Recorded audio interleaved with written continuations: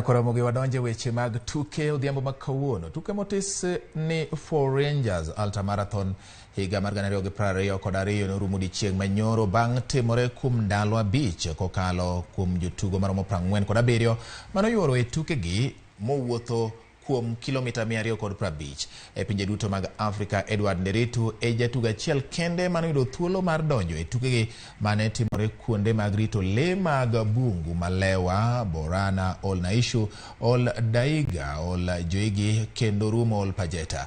Maniga mar ariyo koluwore ma jatugo Nderitu osepiem e tukegi ka omenda maromo $50,000,000 osechoki ma ibiro tigodo e bero bunge mag le kaachiel kod rito ngima apisas marito le mag bunge duto mar le mayudore e pachoka.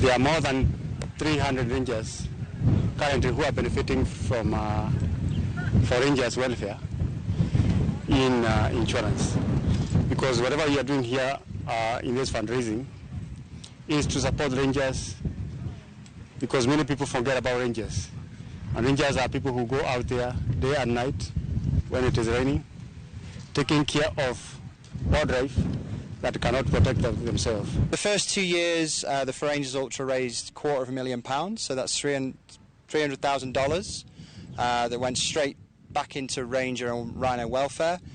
We think that by the time we've done these events, we'll be close to $500,000 in total. And what we plan to do for next year is raise £500,000 per event.